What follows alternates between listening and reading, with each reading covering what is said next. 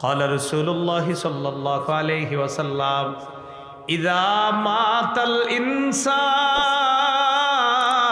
انقطع عنه عمله إلا من ثلاثة নবী বলেন মানুষ যখন মারা যায় ইনকাতা আনহু আমালুহু তার আমল শেষ হয়ে যায়, বিচ্ছিন্ন হয়ে যায়, আমলের আর সুযোগ নাই, চাইলেও আর আমল করতে পারবে না।